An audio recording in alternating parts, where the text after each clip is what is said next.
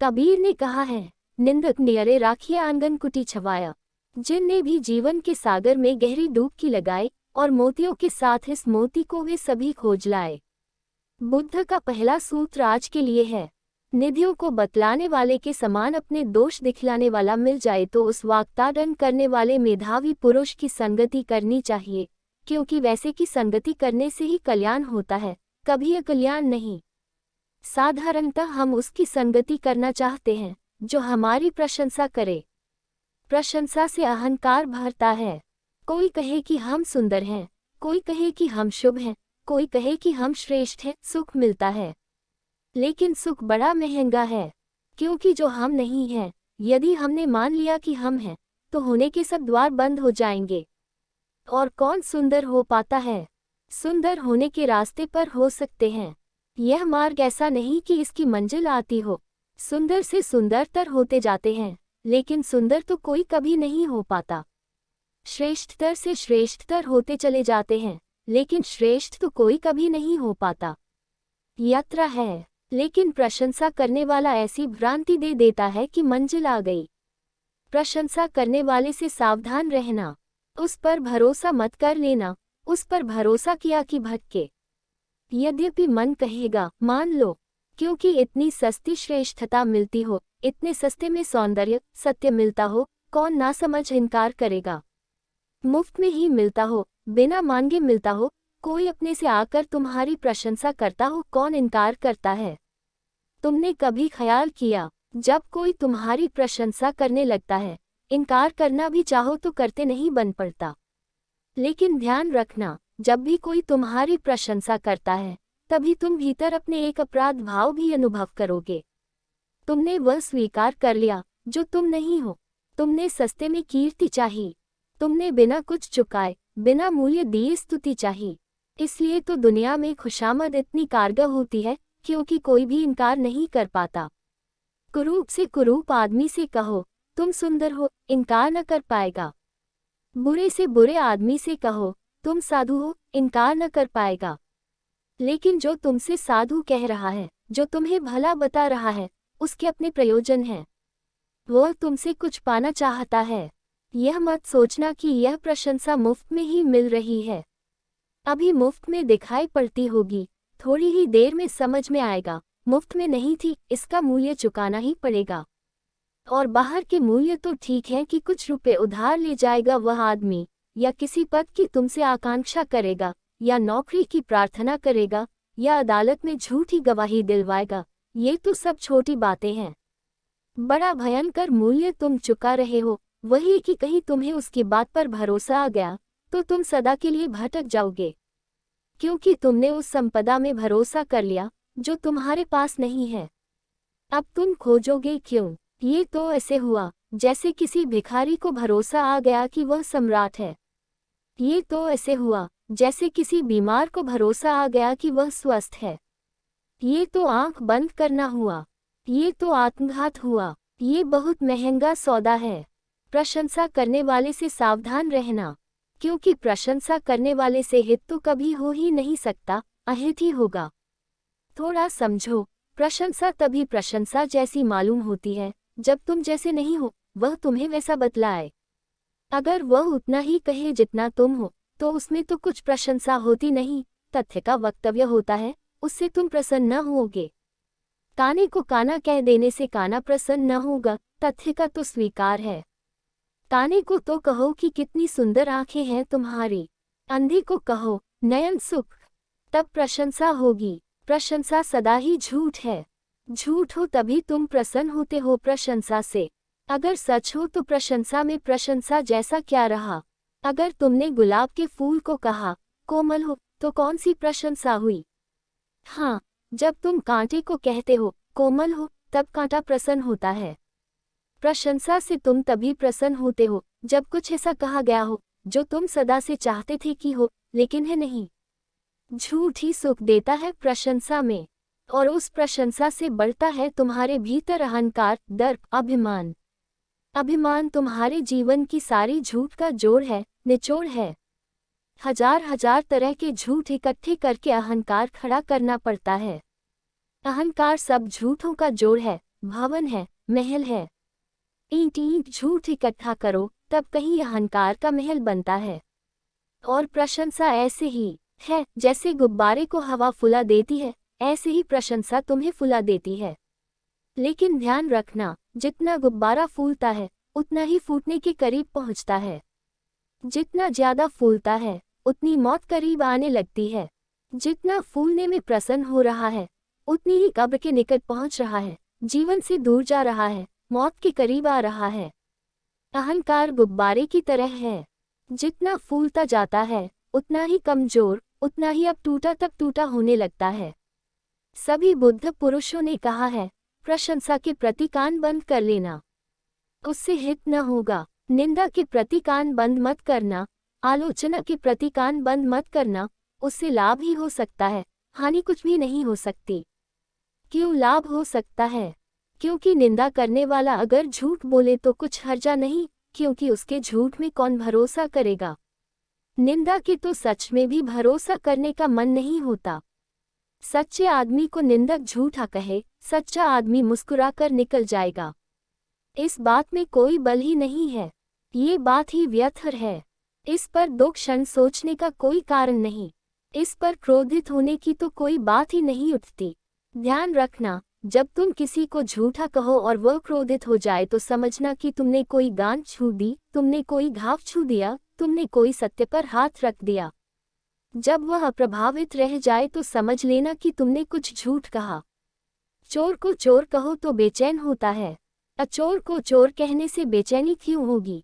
उसके भीतर कोई घाव नहीं है जिसे तुम चोट पहुंचा सको। निरअहंकारी को अहंकारी कहने से कोई कांटा नहीं चुभता, अहंकारी को ही चुभता है। तो अगर कोई तुम्हारी निंदा झूठ करे तो व्यर्थ। सच्ची निंदा में ही भरोसा नहीं आता तो झूठी निंदा में तो कौन भरोसा करेगा। लेकिन अगर निंदा सच हो तो बड़े काम की है, क्योंकि तुम्हारी कोई कमी बता गई, तुम्हारा कोई अंधेरा पहलू बता गई, तुम्हारा कोई भीतर का भाव छिपा हुआ, दबा हुआ प्रकट कर गई। जिसे तुम अपनी पीठ की तरफ कर लिए थे, उसे तुम्हारे आंख के सामने रख गई। कमियां आंख के सामने आ जाएं तो मिटाई जा सकती हैं, कमियां पीठ के पीछे हो जाएं तो बढ़ती हैं, फलती हैं, फूलती हैं, मिटती नहीं। तो निंदक नुकसान तो कर ही नहीं सकता, लाभ ही कर सकता है। कबीर ठीक कहते हैं, निंदक नियरे राखिए, उसे तो पास ही बसा लेना, उसका तो घर आंगन कुटी छवा देना। उससे कहना, अब तुम कहीं जाओ मत, अब तुम यहीं रहो, ताकि कुछ भी मैं छिपा ना पाऊं। तुम मुझे उघाड़ते रहो, ताकि कोई भूल चूक मुझसे हो न पाए, ताकि तुम मेरे जीवन को नग्न करते रहो, ताकि मैं ढांक न पाऊं अपने को। क्योंकि जहाँ जहाँ घाव ढक जाते हैं, वहीं वहीं नासूर हो जाते हैं। घाव उभरे रहे खुली हवा में, सूरज की रोशनी में भर जाते हैं। और घाव उभरे रहे तो तुम उन्हें भरने के लिए कुछ करते हो, औषधि की तलाश करते हो, सद्गुरु को खोजते हो, चिकित्सक की खोज करते हो। बुद्ध ठीक कहते हैं, निधियों को बतलाने वाले के समान। निंदक को ऐसे समझना जैसे कोई खजाने की खोज करवा रहा हो। तुम्हारी भूल चूकों में ही तुम्हारी निधि दबी है, और जब तक तुम भूल चूकों के पार न हो जाओ, निधि को न पा सकोगे। ऐसे समझो कि गड्ढा खोदते हो तुम, हीरे जवाहरात की खदान पड़ी है, लेकिन पीछे मिट्टी पत्थर की परत है, उसे अलग कर दो तो खदान मिल जाए। जल स्रोत खोजते हो तुम, गड्ढा खोदते हो, कुआं खोदते हो, 20 फीट, 30 फीट, 40, 50 फीट। कचरा, कूड़ा, पत्थर, मिट्टी सब निकाल डालते हो, शुद्ध जल की धार मिल जाती है। जिन फावड़ों ने मिट्टी खोदकर निकाली, वे दुश्मन नहीं हैं, वे मित्र हैं। जिन फावड़ों ने तुम्हारे भीतर से कूड़ा करकट निकाल कर बाहर ले आए, वे तुम्हारे दुश्मन नहीं हैं, मित्र हैं। साधारण आदमी निंदा से भयभीत होता है। क्या है निंदा का भय? निंदा का भय यही है कि तुम जिसे छिपाते हो, वह उसे प्रकट कर देती है। तुम किसी तरह बामुश्किल उसे छिपा पाते हो, वह उघाड़ देती है। निंदा तुम्हें दुश्मन मालूम पड़ती है, क्योंकि तुम जो कर रहे हो, उससे विपरीत कर देती है। लेकिन अगर गौर से देखोगे तो तुम जो कर रहे हो, वही तुम्हारी दुश्मनी है। क्योंकि जिन भूलों को छिपा लिया, उनसे तुम पार न हो सकोगे। जिन रोगों को तुमने बताया नहीं, चिकित्सक को बताया नहीं, जिन रोगों को तुमने एक्सरे के सामने न किया, प्रकट न होने दिया, उन्हीं रोगों में तुम दबे दबे मर जाओगे। रोग को छिपाना मत, रोग का निदान चाहिए, रोग को प्रकट करना होगा, रोग की औषधि खोजनी है, रोग से छुटकारा पाना है, छिपाना नहीं है। तो दुश्मन तुम हो जो तुमने भूले छिपाई हैं, निंदक नहीं। निंदक दुश्मन मालूम पड़ता है क्योंकि वह तुम्हारी भूलें उघाड़ता है। लेकिन अब तुम ऐसा समझो कि तुमने ही अपनी दुश्मनी की थी भूलें छिपाकर। निंदक उससे उल्टा कर रहा है। निंदक तुम्हारा मित्र है, तुम दुश्मन थे। लेकिन बहुत बार जीवन में हम पहचान नहीं पाते कौन मित्र है कौन शत्रु है। हम यही नहीं समझ पाते कि हम अपने मित्र हैं या शत्रु हैं। वही पहली भूल हो जाती है। तुमने अपनी एक प्रतिमा बना रखी है जो झूठ है। वह प्रतिमा तुमने उन लोगों के हाथ से बनवा ली है जिन्होंने तुम्हारी प्रशंसा की थी। तुम छोटे थे, तुम्हारी माँ ने कहा, बड़े सुंदर हो। तुम्हारी माँ का इसमें न्यस्त स्वार्थ है। सभी माँ अपने बेटे को सुंदर कहती हैं, क्योंकि बेटे के सुंदर होने में ही माँ के सुंदर होने का प्रमाण है, सौंदर्य का प्रमाण है। अगर बेटा कुरूप है तो माँ कुरूप हो गई। कोई माँ अपने बेटे को कुरूप नहीं कह सकती, कोई बेटा अपनी माँ को कुरूप नहीं कह सकता। ये यंत्र पारस्परिक है, क्योंकि बेटा अगर माँ को कुरूप कहे तो खुद कैसे सुंदर हो पाएगा। जब स्रोत ही कुरूप हो गया जहाँ से मैं आता हूँ, तो मैं कैसे सुंदर हो पाऊंगा।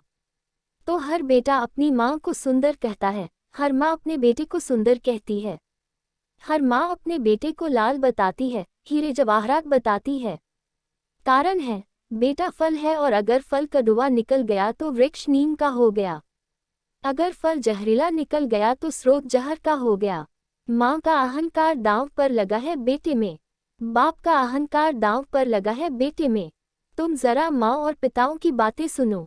अगर इन सब की बातें सच हैं तो इस दुनिया में इतने मेधावी लोग हों कि सारी पृथ्वी मेधा से भर जाए। हर एक माँ बाप यही सोच रहे हैं कि उन्होंने हीरे को जन्म दे दिया।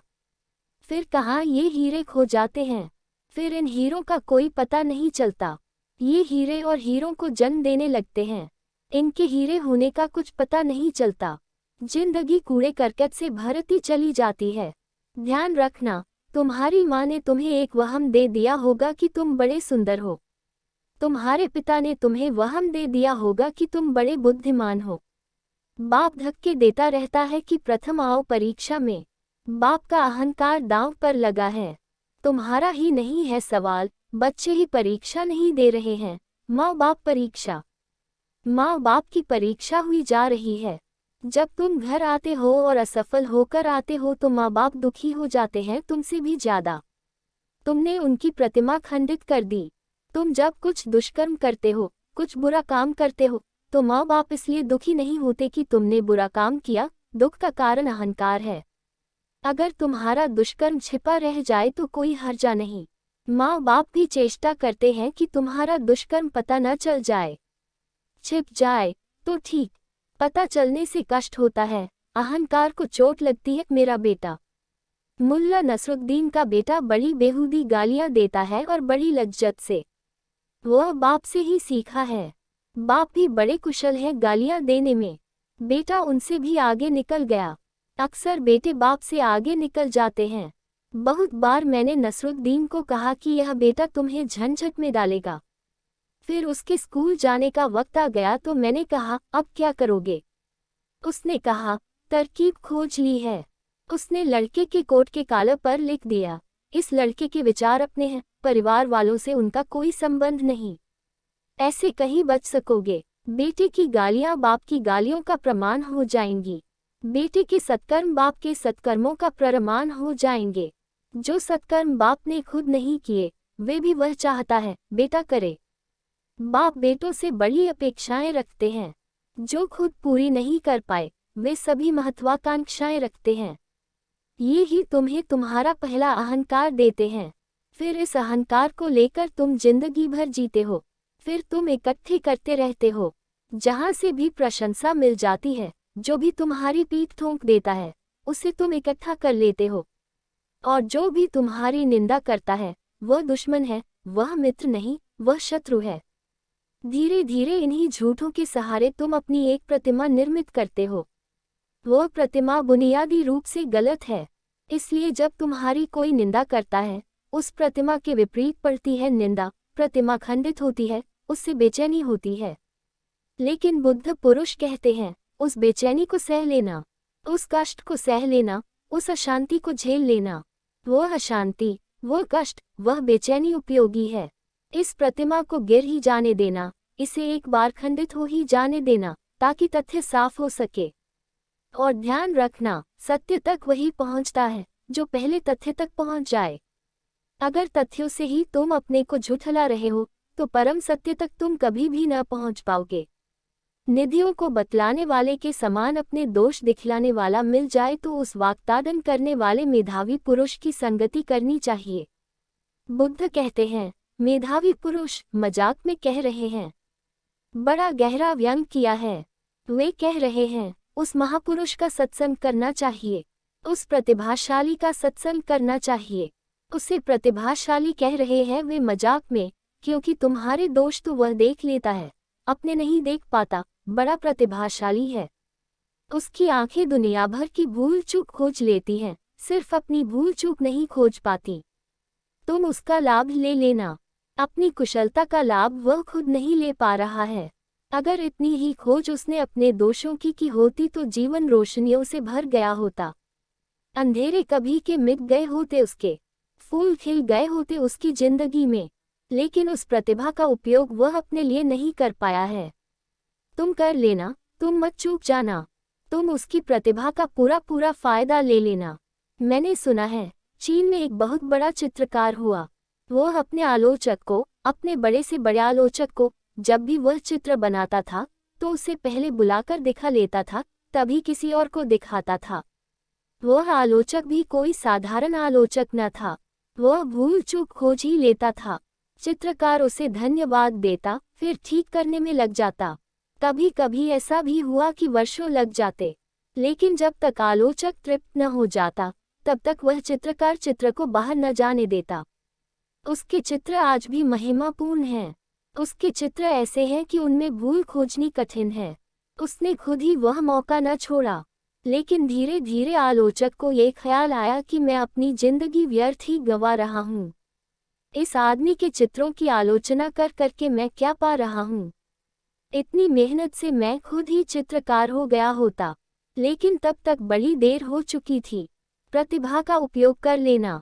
आलोचक के पास गहरी प्रतिभा है। प्रतिभा है दोषों को देखने की। नासमझ है, अपने लिए नहीं उपयोग कर पा रहा है। लेकिन तुम नासमझी मत करना। निधियों को बतलाने वाले के समान सम्मान देना उसे। निधियां ही बतला रहा है, क्योंकि जहां उसने तुम्हारा एक झूठ बतलाया, वहीं झूठ के नीचे छिपा हुआ तुम्हारा सत्य भी है। अगर झूठ से तुम मुक्त हो गए, सत्य प्रकट हो जाएगा। झूठ ने सत्य के झरने को चट्टान की तरह दबाया है। उसने अगर तुम्हारी हिंसा बतलाई, तुम्हारा क्रोध बतलाया, तुम्हारी चोरी बेईमानी बतलाई, तो उनके ठीक नीचे उनसे विपरीत छिपा है। जहां तुमने चोरी छिपा रखी है, उसी के नीचे तुम्हारा अचौर्य छिपा है। जहां तुमने अपनी कामवासना छिपा रखी है, उसी के नीचे, उसी चट्टान के नीचे तुम्हारे ब्रह्मचर्य की संभावना छिपी है। जहां तुम्हारा क्रोध है, उसी के नीचे तुम्हारी करुणा के स्रोत बह रहे हैं। ठीक कहते हैं बुद्ध, निधियों को बतलाने वाले के समान। चट्टान हटा लेने की बात है, वह तुम कर लेना। बताने का काम उसने कर दिया, हटाने का काम तुम कर लेना। लेकिन आधा काम तो उसने पूरा कर ही दिया। निदान हो गया, डायग्नोसिस हो गई, बीमारी पकड़ ली गई। अब औषधि की तलाश बहुत बड़ी बात नहीं है, वह तो कोई साधारण सा केमिस्ट भी कर देगा। विशेषज्ञ की जरूरत तो होती है निदान के लिए, चिकित्सक की जरूरत तो होती है निदान के लिए। बीमारी ठीक से पकड़ ली गई, हल हो ही गई। हाँ, बीमारी ठीक से पकड़ में न आए तो हल होना मुश्किल है। तुम लाख इलाज करते चले जाओ, तुम्हारे इलाज नई बीमारियां पैदा कर देंगे। पुरानी बीमारी अपनी जगह सुरक्षित रहेगी, नई 1000 बीमारियां पैदा हो जाएंगी। ऐसे ही तो तुम्हारी जिंदगी उलझ गई है। तुम निदान होने ही नहीं देते। बीमार खुद ही अपनी बीमारी का निदान नहीं होने दे रहा है, और मुफ्त चिकित्सक मौजूद हैं।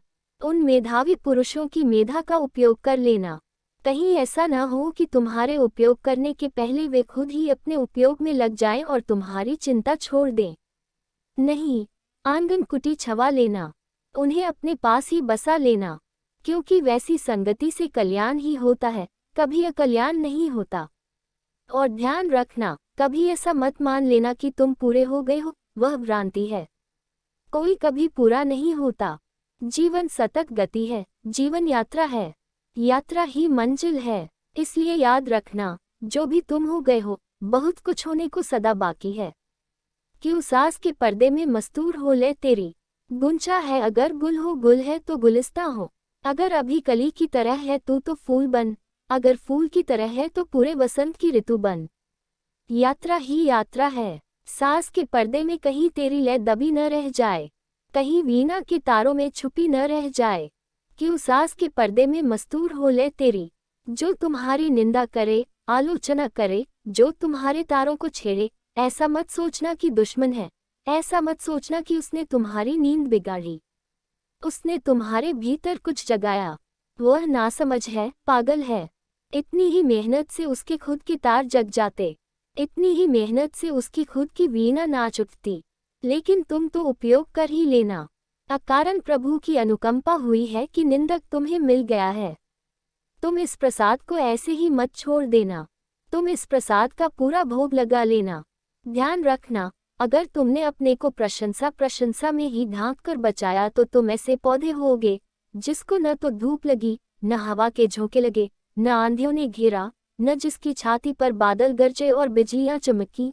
हॉट हाउस प्लांट, सब तरह से सुरक्षित प्रशंसाओं में, स्तुतियों में, प्रमाणपत्रों में, प्रियजनों की छत्र छाया में। तुम बड़े कमजोर रहोगे। जीवन का जरा सा ही धक्का तुम्हारे सारे भवन को गिरा देगा। तुम्हारी नाव असली नहीं, कागज की है। जरा सी लहर और तुम डूब जाओगे। तुम्हें डुबाने के लिए मझधार की भी जरूरत न पड़ेगी, तुम चुल्लू भर पानी में डूब जाओगे। कोई बड़े सागरों की जरूरत न रहेगी, तुम्हारी नाव ही तुम्हें डुबा देगी, नदियों की जरूरत नहीं है। अपने को इतनी सुरक्षा में मत संभालना, क्योंकि वही सुरक्षा तुम्हें भयंकर सिद्ध होगी। खोलना जीवन के खुलेपन में, वहाँ आंधियां भी हैं कभी, माना कि कठिन है, और धूप भी तेज है, और माना कि कभी कभी कष्टपूर्ण भी है। रास्ते काकीर्ण हैं, राजपथ नहीं है, जंगलों की बीहड़ पगडंडियां हैं। कभी बादल गरजते हैं, कभी शीत ठिठुराती है, कभी धूप चलाती है, कभी उखड़े उखड़े हो जाते हो। ऐसे अंधड़ आते हैं कि जड़ें उखड़ी उखड़ी हो जाती हैं, अब मरे तब मरे, ऐसी हालत हो जाती है। लेकिन इसी सब में व्यक्तित्व का जन्म होता है। इन्हीं सब चोटों में तुम्हारे भीतर जो छिपा है वह मजबूत होता है। इसी सारे संघर्षण में आत्मा की लय उठनी शुरू होती है। क्यों सास के पर्दे में मस्तूर हो ले तेरी, गुंचा है अगर गुल हो, गुल है तो गुलिस्तां हो। तुम सुरक्षाओं के बहुत आदी मत हो जाना, खुशामदों के बहुत आदी मत हो जाना। सावधान रहना, तू वो जुल्फ शाना परवर जिसे खौफ है हवा का, मैं वो काकुले परेशा जो संवर गई हवा से। एक तो तुम बाल कंघी से संभाल लेते हो, खूब संभाल कर घर से निकलते हो, जरा सी हवा की चोट लगी, बाल बिखर जाते हैं। तू वो जुल्फ शाना परवर जिसे खौफ है हवा का, तो अगर तुम ऐसे संभाल कर घर से बाल चले हो तो तुम हवा के झोंकों से डरोगे, चल क्या पाओगे। मैं वो काकुले परेशा जो संवर गई हवा से, और मैं उस जुल्फ की तरह हूँ, उन बालों की तरह हूँ जो आंधियों और हवाओं के कारण संभल गए। जिनको मैंने नहीं संभाला, हवाएं आईं, उनके साथ खेली और संभाल गईं। जिंदगी बड़ी भिन्न भिन्न होगी, इसलिए अक्सर बहुत सुविधा संपन्न परिवारों में संकल्पवान आत्माओं के जन्म नहीं होते। जिनको बचपन से ही सब तरह की सुरक्षा मिली हो और संघर्ष का कोई मौका न मिला हो, चुनौती न मिली हो, वहाँ प्रतिभाएं पैदा नहीं होती। वहाँ लय वीणा में ही पड़ी रह जाती है, कोई छेड़ता ही नहीं, और धीरे धीरे कोई छेड़ न दे, इससे भय हो जाता है। तूफानों को संवारने दो, आंधियों को व्यवस्था देने दो। संघर्ष ही तुम्हारे जीवन की शांति बने तो तुम्हारी शांति का मूल्य अनिर्वचनीय होगा। एक ऐसी शांति भी है जो घर के कोने में बैठकर संभाली जा सकती है। वह शांति मुर्दा होगी, मरघट की होगी। उसमें जीवन न होगा, उसमें हृदय की धड़कन न होगी। जीवन की अराजकता तुम्हारे भीतर एक अनुशासन लाए। जीवन ही तुम्हें अनुशासन दे। कड़वे मीठे अनुभव, सुख दुख के अनुभव, धूप ताप के अनुभव, अंधड़ आंधियां तूफान तुम्हारी नाव को मजबूत करें। तुम घबराकर किनारे की छांव मत ले लेना। भीतर के जगत में आलोचक निंदक तूफान उठा देता है। कोई तुम्हें गाली दे जाता है, एक आंधी तुम्हें घेर लेती है। तुम क्या करते हो जब तुम्हें कोई गाली दे जाता है, जब कोई तुम्हारी निंदा करता